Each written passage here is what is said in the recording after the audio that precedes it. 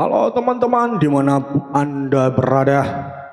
Teman-teman, kembali lagi bersama Mimin tentunya di channel Novel Romantis.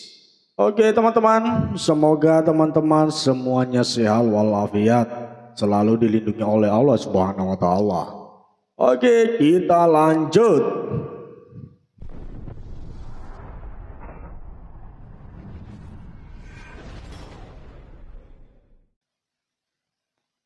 Episode 53. Satria diikuti oleh Santi menuju ke ruang di mana Alena dan Jenny menunggu. Maaf Nyonya, Alena sudah menunggu lama. Kami masih menyiapkan cincinnya, kata Satria memberi hormat dan meminta Santi meletakkan cincin itu di meja. Alena memeriksa cincin putih tersebut. Bagaimana sayang? Apa kamu suka? Ini modelnya simpel, cocok untuk kalian. Alex tahu kalau kamu pasti tidak menyukai yang terlalu glamor. Alena memasangkan cincin di jari manis Jenny untuk dicobanya. Ukurannya sangat pas dan terasa nyaman. Suka ma? Ini modelnya simpel. Dan Jenny tidak menyangka bakal memakai cincin ini begitu cepat. Jawab Jenny. Oh tidak apa-apa sayang. Mama dengar kamu ya yang kemarin mendesain berlian terbaru perusahaan Al. Hebat kamu. Senin besok adalah pembukaan pameran tersebut. Semoga semuanya sukses ya nak, ucap Alena. Lalu Om Alma, apa tidak ikut pembukaan pameran tersebut? Itu kan impian dia ma. Bahkan Om Al sendiri yang terjun dalam persiapan ini. Tanya Jenny. Kalian akan berangkat setelah ijab kabul. Kamu kan juga ikut andil di dalamnya. Ronald masih menyiapkan semua keperlengkapan kalian, jawab Alena. Alena menjelaskan kalau Jenny juga akan ikut ke London untuk pameran berlian tersebut. Jenny kaget dan menunjuk dirinya sendiri. Aku mah? Heran Jenny. Iya dong, siapa lagi? Kamu kan istri sekaligus desainernya. Nikmati saja perjalanan kalian. Alena meminta cincin itu untuk dibungkus. Tak lama kemudian Renata masuk ke ruangan itu mencari Satria. Pak, di luar ada pasangan kaya yang melihat cincin ini. Dan saat dicoba malah tidak bisa dilepas. Saya suruh beli saja sekalian tidak mau. Malah mau main pergi. Di depan masih dihadang oleh satpam.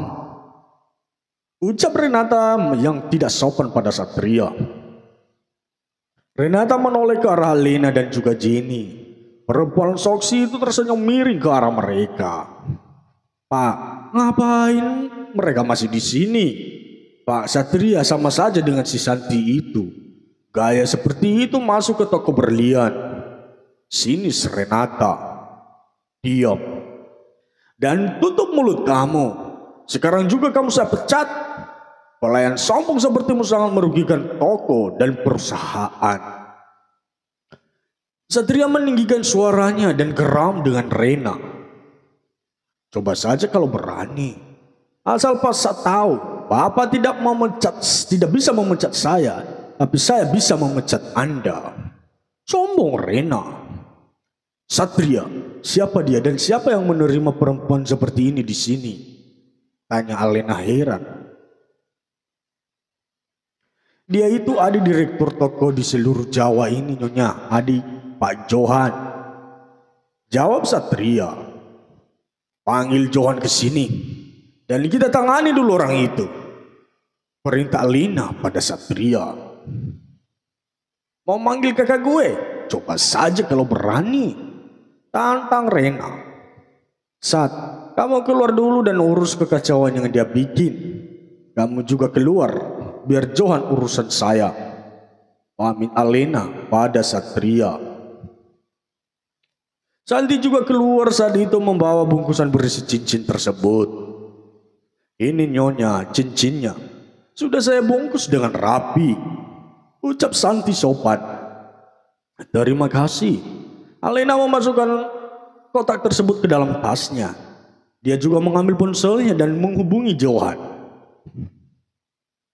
Halo Nyonya besar, ada apa Nyonya sendiri repot-repot menghubungi saya? Ucap Johan sopan mencari muka. Sekarang juga datang di Ai Diamond. Ada yang penting, perintah Alena. Siap Nyonya, ini masih saya parkir mobil, jawab Johan. Jawab singkat Alena. Sementara pelayan tadi mengikuti Satria dan tidak tahu kalau Alena menelpon Johan. Tampaknya judes banget begitu bisa toko ini jadi sepi mah. Lebih baik kita apakan dia ya? Tanya Jilny. Kalau mau boleh kamu kerjain dulu sebelum dipecat kakaknya sendiri, jawab Alena. Alena dan Jenny ikut bergabung di ruang tunggu depan. Ada apa ini? Tanya Satria. Apa Anda manajer di sini? Tanya pengunjung pria. Iya benar. Sebenarnya apa yang terjadi Tuan Nyonya? Satria mencari tahu kebenarannya. Begini Tuan, istri saya akan membeli cincin. Nona itu menunjukkan koleksi toko kalian. Dan dia memaksa istri saya mencoba model yang ini. Tapi tidak bisa dikeluarkan. Ringnya kekecilan. Nona tadi memaksa kami membelinya. Tapi bagaimana mau beli kalau dipakai saja tidak nyaman? Bukannya memberi solusi malah marah-marah. Kesal pengunjung pria itu. Satria memeriksa jari ibu itu. Di jarinya sudah banyak cincin yang bertengger di sana. Maaf Nyonya, Tuan. Kami akan mencoba mengeluarkan cincin tersebut. Tapi bisa tidak cincin di jari yang lainnya dilepas dulu? Supaya tidak mengganggu proses dan rusak, kata Satria dengan bijak. Nyonya tersebut melepas semuanya dan diserahkan ke suaminya. Satria meminta seseorang mengambil body lotion. Lalu dioleskan ke jari-jari Nyonya tersebut. Setelah diputar beberapa saat akhirnya cincin bisa dilepas. Satria meminta maaf atas kejadian tersebut dan berjanji tidak akan terjadi lagi di kemudian hari. Maafkan atas ketidaknyamanan Tuan dan Nyonya. Kami akan segera menindak pegawai kami yang lalai, ucap Satria. Pecat saja orang seperti itu. Toko ini bisa tidak laku kalau pelayannya seperti itu. Sepertinya tadi juga sudah menghina pelanggan lain. Kesal Nyonya pengunjung. Iya, dan kalau Tuan dan Nyonya masih berkenan belanja, kami ada model cincin yang terbaru dan lagi ngehits. Baik untuk semua kalangan. Apa Tuan dan Nyonya punya member? Tanya Satria sopan. Ada Mas, jawab pengunjung tadi. Dia mengeluarkan member gold miliknya. Satria meminta Hana untuk memberi Tuan Nyonya tersebut ke ruang samping. Di sana banyak model terbaru yang memang bagus-bagus. Sementara Johan baru datang, disambung Renata dengan tampang cemberut. Orang-orang di sini menyebalkan. Semua membenci dan membuliku. Apalagi manajernya itu sombong sekali. Renata juga menunjuk ke arah ruang tamu, di mana Alena masih duduk santai membaca majalah. Itu pengunjung sombong, bahkan memanggilmu cuma dengan sebutan nama saja. Mau memecatku juga kata Rena dengan manja. Siapa Anda yang mau memecat adik saya? Manajer di sini saja tidak bisa, apalagi kamu, bentak Johan yang belum melihat wajah Alena. Alena menutup majalahnya dan mendongak ke arah mereka. Aku yang mau memecat dia, terus kenapa? Kamu mau protes juga? Sahut Alena tegas. Wajah Johan langsung pucat pasi. Melihat siapa pengunjung yang dimaksud Rena. Nyonya Nyonya Alena, maafkan saya Nyonya yang sudah buta ini. Johan menunjuk di hadapan Alena dan gemetar. Kamu sendiri yang memecatnya, atau kamu yang saya pecat? Bukannya tadi kamu semua orang tidak bisa memecatnya, tapi saya bisa memecatmu sekarang juga. Pilih mana? Ucap Alena dengan tenang. Ampun Nyonya, ampun, jangan pecat saya. Iya, saya akan memecat bocah bodoh ini sekarang juga. Jawab Johan. Tunggu mah, sebelum dipecat saya minta Mbak Soksi itu menari gaya ular di depan pengunjung. Karena dari tadi saya perhatikan gayanya meleok-leok seperti ular kepanasan. Jenny meminta agar pelayan itu menari ular, pasti seru. Episode 54. Johan meminta adiknya menari gaya ular. Dia memilih adiknya dipermalukan di depan umum daripada dia yang dipecat. Siapa yang tidak mau kerja enak dengan gaji tinggi? Dasar, Adi tidak tahu diuntung. Bisa-bisanya kamu menghina ibu dari pemilik toko ini. Hah? Dan bahkan menghina dia. Bentak Johan. Mana saya tahu kak. Lihat saja penampilannya. Mana mungkin orang kaya pakaiannya seperti itu. Memang barang-barangnya branded semua. Tapi gua pikir KW tadi. Kesal Rena. Mau KW, mau asli, itu urusan mereka. Kenapa kamu yang sewa? Ucap Jenny. Iya, dan kalian tidak boleh keluar dari sini dengan selamat sebelum dia menari. Kata Alena mengingatkan. Johan segera mendesak adiknya menari. Sebenarnya Rena suka menari salsa di TikTok. Tapi giliran sekarang diminta menari di TikTok, di toko mukanya manyun dan merah tanda marah. Kamu menurut saja kalau tidak mau jadi gembel, bisik Johan pada Renata. Dia menarik adiknya ke hadapan dan menyetel musik dari HP-nya. Barulah Renata menari dengan sangat seksi dan hot. Banyak pria hidung belang yang mampir hanya ingin mencolek bagian tubuhnya. Mulai sekarang adik kamu resmi dipecat dari toko ini. Dan kamu Johan, besok temui Tuan Daniel di kantornya. Bilang saya yang menyuruhnya. Kata Alena. Mereka kemudian keluar dari toko setelah tujuan tercapai. Ih, menjijikan sekali gaya tariannya. Seperti wanita yang gak benar saja. Untuk segera ketahuan di salah satu toko, Alex ada pegawai seperti itu. Seharusnya perusahaan mengecek kembali anak buahnya. Sudah bagus apa belum? Kesal Alena. Tapi kekesalan mereka segera sirna setelah sampai di mall. Alena membelikan banyak baju yang lebih feminim untuk Jenny. Dan nanti baju-baju itu akan dikirim langsung ke kediaman Alexander. Alena juga membawa Jenny ke sebuah restoran seafood. Dia dengar calon mantunya itu sangat menyukai masakan dari laut. Seperti ibu dan anak kandung. Keduanya sudah mulai akrab dan Alena orangnya sangat asyik dan gaul. Tidak seperti Bu Yulia yang sopan, lembut, terkadang Jenny merasa canggung dan sungkan.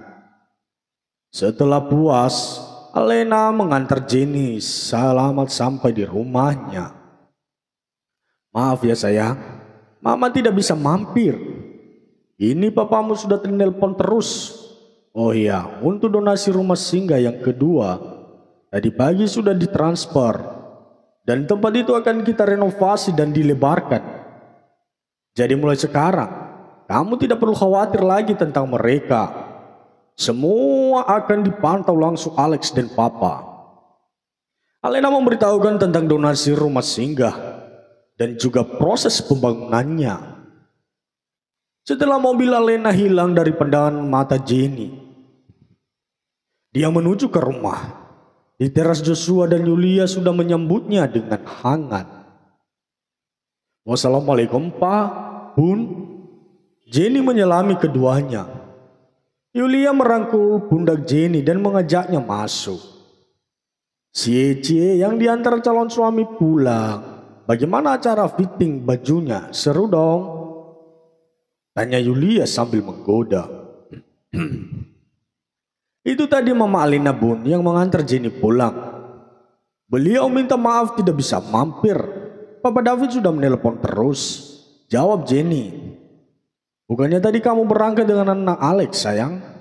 Di mana dia? Heran Josh. Masih ada meeting, tapi tadi Pak Ronald terus menelponnya, jawab Jenny. Sayang, bagaimana perasaanmu terhadap anak Alex? Tanya Yulia. Entahlah Bun, kami juga belum lama kenal. Perkenalan kami juga tidak sengaja. Lalu setelah itu ada hubungan kerja dan kontrak dengannya. Ditambah insiden malam itu. Kalau soal perasaan perempuan terhadap laki-laki, Jenny kurang paham Bun.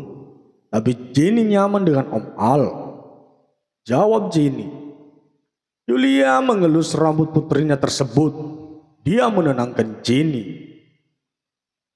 Bunda dulu menikah juga karena dijodohkan sayang.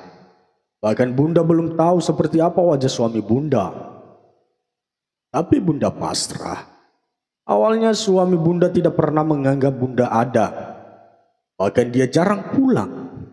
Tapi karena kesabaran Bunda dan sering bersama, akhirnya cinta itu tumbuh dengan seiring waktu. Tapi suatu saat Bunda mengidap penyakit mematikan dan tidak bisa memiliki anak. Tapi alhamdulillah kami tetap bersama sampai ajal menjemputnya. Yulia cerita masa lalunya. Wah, Bunda sangat hebat dan sabar, puji Jenny. Di dalam rumah tangga itu, cinta saja tidak bisa menjamin langgengnya sebuah hubungan. Tapi suatu kepercayaan, ketulusan, pengertian, serta pengorbanan juga sangat diperlukan. Di dalamnya, apalagi hubungan dimulai tidak berdasarkan cinta, maka akan butuh waktu dan usaha keras. Kita tidak harus bisa mengerti sifat pasangan kita. Contohnya kalau dia kaku atau pemarah, jangan kamu imbangi dengan kaku dan pemarah juga. Kamu harus bisa meredam amarahnya nak. Istri diibaratkan tiang dalam rumah. Kalau tiangnya tidak kuat maka akan runtuh rumah yang dibangun. Yulia menasihati Jenny. Berarti kita tidak boleh egois atau mempertahankan keteguhan kita Bun, tanya Jenny. Mempertahankan keteguhan itu baik nak. Tapi kita lihat dulu, apa itu yang masih kita pertahankan nak? Selama itu positif masih boleh. Dan kita sebagai istri harus patuh pada suami. Asal tidak menyalahi agama. Kita juga harus bisa menjaga kehormatannya. Jangan pernah membicarakan kelemahan dan kejelekan suamimu di depan orang. Walaupun kamu sangat kesal, kita juga harus bisa menjaga diri dan harta bendanya. Menjaga harta benda suami itu bukan cuma membelanjakan uang atau benda-benda yang kasat dan bisa diuangkan. Tapi diri kita juga harus suami nak. Membatasi bergaul dengan lawan jenis, menunjukkan aurat kepada lawan jenis. Kita juga harus pandai memuaskannya, baik urusan perut maupun di bawah perut. Kita juga harus pandai berias diri untuk suami kita sayang. Bun, bagaimana kalau suami minta haknya? Tapi kita belum siap Bun. Apalagi Jenny masih sekolah Bun. Jenny belum ingin hamil. Jenny takut dikeluarkan dari sekolah, ucap Jenny. Nah, kalau istri menolak ajakan suami, maka akan berdosa. Apalagi kalau suami tidak ridho, maka kita akan dilaknat Allah sampai subuh menjelang. Kalau takut hamil, kalian bisa berdiskusi dan bisa program KB nak, jawab Yulia. Bun, apa kita melakukan itu sekali saja bisa hamil Bun? Dan kami kan sudah itu. Jenny menanyakan pada Yulia dengan malu-malu dan cemas. Bunda mengerti kegelisahanmu sayang. Pernah melakukannya walaupun hanya sekali, memang bisa menimbulkan kehamilan. Kalau kita melakukan itu di waktu subur nak, itu sangat besar kemungkinannya. karena pada saat itu sel telur siap untuk dibuahi. Kata Yulia kemudian, "Bun, bagaimana kalau Jenny hamil dan Jenny kan masih sekolah? Jenny bisa tidak lulus." Hihihi. Jenny menangis dan takut akan hal itu. Tempo hari dulu dia pernah menantang mau kalau yang memperkosanya Alex. Tapi setelah semua itu benar terjadi, dia merasa sangat takut.